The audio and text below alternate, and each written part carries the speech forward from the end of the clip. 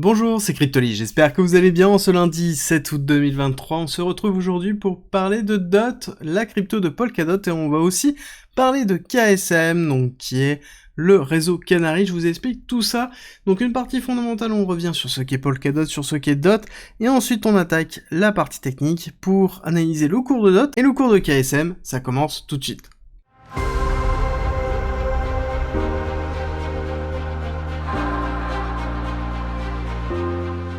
On commence par parler de Polkadot. Alors Polkadot, c'est un projet blockchain qui existe déjà depuis un certain temps, qui a fait preuve dans sa capacité à développer, parce qu'ils ont sorti récemment la version 1.0, donc c'est la version stable officielle, donc ça a été mi-juillet si je dis pas de bêtises, et c'est un gros point d'appui pour la technologie blockchain, parce que Polkadot, c'est un projet qui a une vocation d'être une layer 0, une layer qui entoure en fait un écosystème, qui encadre l'écosystème, exactement ce qu'on est en train de voir là, dans lequel l'ensemble de l'écosystème à l'intérieur sera interconnecté et interfaçable. Même l'ensemble des smart contracts seront appelables. Ça veut dire quoi? Ça veut dire que je peux avoir une blockchain qui se trouve ici, appeler un smart contract qui se trouve là, sans me poser de questions d'interopérabilité et comment ça fonctionne. C'est le principe même, et c'est ce que veut être Polkadot, ne serait-ce que par le nom. Polkadot étant un motif de petits points, et c'est justement le principe, c'est-à-dire qu'on veut que ce soit un motif de petits points et que chaque petit coin soit justement une blockchain et que l'ensemble fasse un tissu uniforme.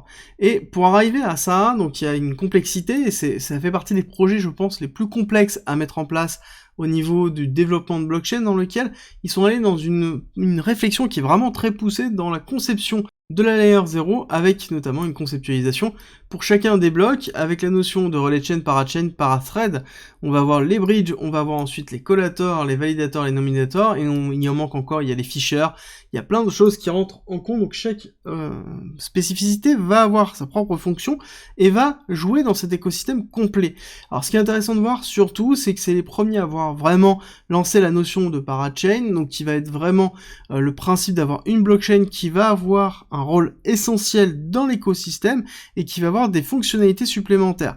Là-dessus, ça s'est un petit peu diversifié, on a plusieurs autres concurrents qui ont commencé à avoir ça, mais ça reste quand même Polkadot qui a lancé cette mode, avec notamment la force du DOT par rapport à ça, c'est-à-dire que on doit utiliser le DOT, on doit mettre en stacking le DOT, pour pouvoir voter sur la blockchain qui doit avoir la parachain, parce qu'il y en a plusieurs, il n'y a pas un ensemble de parachains, d'accord, donc il y en a quelques-unes, et donc c'est systématiquement un vote de la communauté qui détermine quel est le projet qui aura droit à sa parachain, et qui permet de s'interfacer, notamment celle qui a été la plus connue dans les parachains, c'est celle qui a permis, principalement, d'avoir la possibilité d'avoir des applications EVM, donc Ethereum compatibles, sur Polkadot. Ça a été Moonriver et Moonbeam, donc qui sont en fait le même protocole, sauf que l'un était sur justement KSM et l'autre est sur DOT, donc un qui a été dans le réseau Canary donc de test, et l'autre qui est dans Polkadot justement à proprement parler. À côté, on a bien l'explication de ce qu'est Polkadot, dans lequel on va avoir ici du Rust, donc pour la sécurité, on va avoir une surcouche qui va être effectuée en Substrate, qui va permettre d'avoir l'accès justement au Rust sans devoir coder en Rust et en C++, et ensuite on va avoir Polkadot, donc qui va être l'ensemble de l'écosystème qui est construit sur du Substrate, donc qui permet d'avoir tous les avantages du Rust, mais beaucoup plus simplement, et du WebAssembly beaucoup plus simplement. Le principe de Polkadot dans son développement, ça a été vraiment la sécurité et l'interopérabilité, avec notamment le XCM, donc qui va être Secure Cross-Chain Communication Standard, qui permet justement, comme je vous ai expliqué, de s'interfacer avec toutes les autres blockchains qui sont dans le réseau Polkadot, et même de faire appel uniquement à un smart contract qui est présent dans une autre blockchain sans se soucier de quoi que ce soit, et c'est vraiment pour moi un des projets qui est intéressant de ce côté-là. Il y a plusieurs autres problématiques. C'est un projet qui est très compliqué à mettre en place. 2, c'est un projet qui n'a pas forcément un très très gros écosystème actuellement. Alors, il y en a un, bien évidemment, qui est quand même relativement développé, mais qui n'arrive pas justement à percer comme d'autres écosystèmes qui ont réussi justement à se développer beaucoup plus vite. Donc pour moi, ça va être vraiment le prochain bullrun qui va servir de test pour Polkadot. Est-ce que oui ou non, on est capable de pouvoir forcer l'utilisation de Polkadot dessus, surtout qu'on a une grosse inflation au niveau du DOT, on a une véritable utilité du DOT quand on l'utilise à travers les parachains. Je trouve l'idée qui est vraiment poussée, notamment avec la version 1.0 où on retrouve un nouveau système de gouvernance de DAO qui, pour moi, est très intéressant comme concept.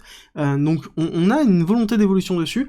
Ce qu'il va falloir voir, c'est est-ce que oui ou non on va avoir des applications décentralisées fortes qui vont construire dessus, d'autres blockchains qui vont se construire dessus, avec vraiment une volonté de faire évoluer le projet Polkadot. En tout cas, ça va être un projet à surveiller pour le prochain bull run. C'est un des projets qui, pour moi, apporte un des éléments de solution pour la notion d'interopérabilité. Est-ce que c'est la bonne solution? C'est la grande question qu'on se posera à la fin du prochain bull run. En terminant la partie fondamentale, on attaque la partie technique.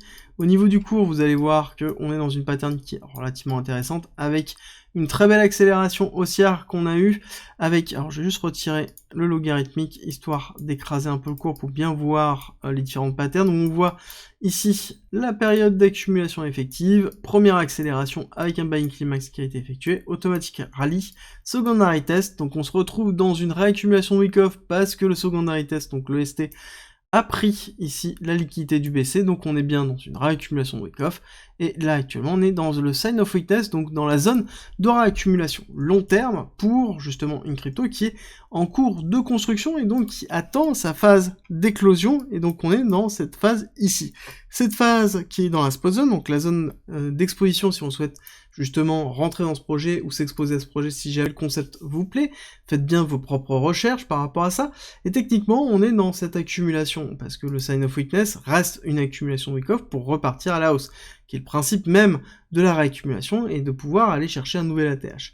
Donc ici on a deux niveaux clés. On a le premier niveau clé qui va être vraiment la cassure que l'on a eue en mai, juin, et justement juillet, donc on a quand même ici la rupture de 2022, et ensuite on a la rupture ici de FTX, mais qui s'est prolongée, d'accord? La rupture de FTX est toujours très longue, et c'est le même principe qu'on retrouve ici. On a eu Terra Luna Celsius, mais on a eu encore une mèche qui a baissé encore par la suite, alors que à cette époque-là, on avait quand même les autres cryptos qui étaient en train de pousser.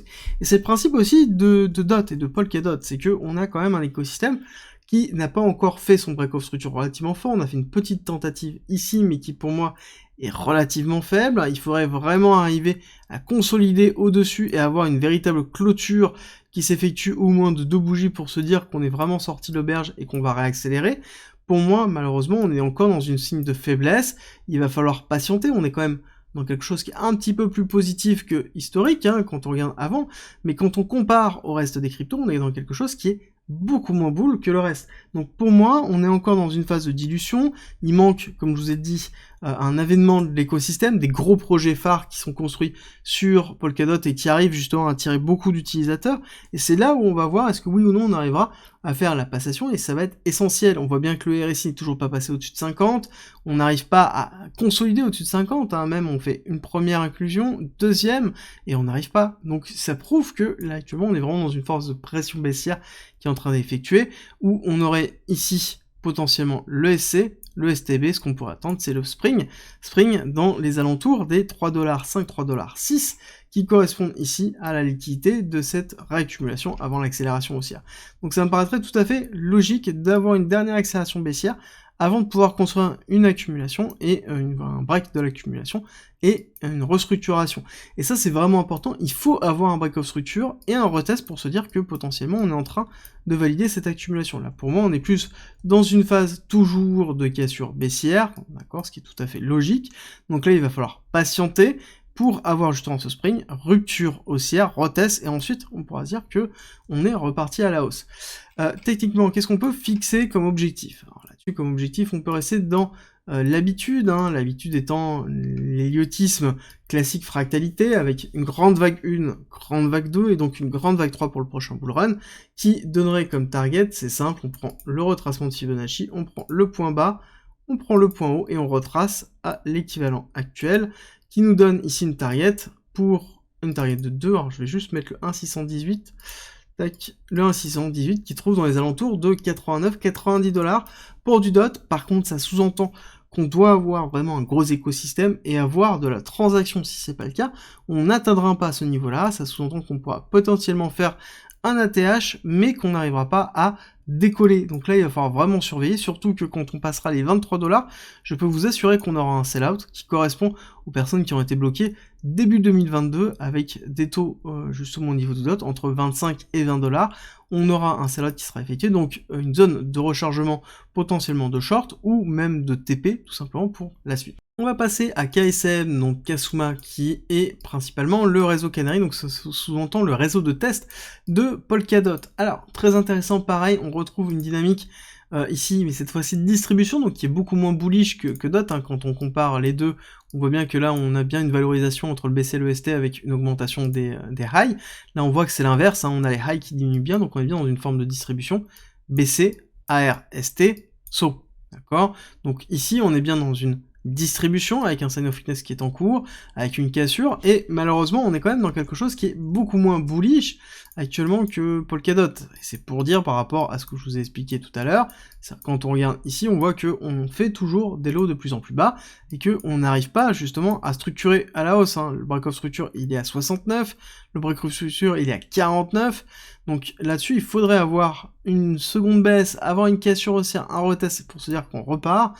Là on n'est pas du tout dans le site de pattern, on est plutôt dans une continuité baissière, avec toujours des continuités baissières sur des lots qui sont effectués, donc ça ne veut pas dire qu'on ne peut pas aller chercher ici un retest haussier, potentiellement ici dans les 33, avant de faire une continuité baissière, d'accord, quelque chose comme ça pour faire une continuité baissière, quelque chose qu'on retrouve ici. Bon, on est quand même très loin, parce que malheureusement on est plutôt dans un PTC qui est en train de retracer actuellement, donc on serait plus dans une continuité baissière pour aller chercher des niveaux beaucoup plus bas et des niveaux qui correspondraient potentiellement aux 5 $. Donc vraiment, pour moi, une cassure baissière très forte pour cette réaccumulation avant de repartir à la hausse. Donc on serait bien dans cette démarche-là, et dans tous les cas, il faudrait attendre impérativement une rupture haussière, quelque chose qui s'effectue comme ça, avec un high qui est effectué, un retest, hop, et on repart. Là, on aura un signal pour se dire que potentiellement, on repart à la hausse pour aller chercher des targets qu'on va discuter tout à l'heure. L'autre point, c'est qu'il faut reprendre vraiment le fondamental, qu'est-ce que Kasuma et son rôle, d'accord, dans l'écosystème Polkadot. Ça reste un réseau de test, certes, à grandeur réelle, c'est-à-dire que c'est des vrais dollars qui sont utilisés et que c'est important pour pouvoir tester, mais ça reste à côté un réseau de tests. Que va-t-il se passer quand on aura une adhésion massive de Polkadot? Est-ce qu'on aura une valorisation du KSM? Est-ce qu'on aura vraiment un intérêt à posséder du KSM? Ça, c'est une question qui est vraiment très importante. Et c'est pareil, si jamais on doit se projeter sur des prix, on pourrait dire qu'on va chercher déjà avant tout les 200 $ pour aller chercher ce niveau de retracement qui correspond à février 2022. Voir un nouvel ATH me semble relativement compliqué. En l'état, il faudrait vraiment valoriser en tout cas l'écosystème en plus, en potentiellement l'incluant totalement dans Polkadot, chose qui n'est pas au goût du jour pour l'instant, dans lequel on pourrait avoir une valorisation avec un prochain ATH, mais qui resterait des grosses perspectives avec des risques quand même relativement importants. Il faut faire relativement attention par rapport à ça et bien se rappeler du rôle de cet écosystème dans Polkadot, et que même s'il était amené à fusionner, ce qui n'est pas du tout le cas, je ne pense pas qu'on aurait une valorisation aussi forte au niveau du KSM. S'il était amené à se séparer totalement, à couper ses ponts, je ne suis pas sûr que les personnes iraient construire sur du Kasuma au lieu d'aller construire sur du Polkadot. Là-dessus, à vous de me dire ce que vous en pensez en commentaire, et j'espère que cette vidéo vous a plu. Si c'est le cas, n'oubliez pas de me laisser un petit like, et on se retrouve demain à 7 h pour une nouvelle vidéo, une nouvelle quotidienne.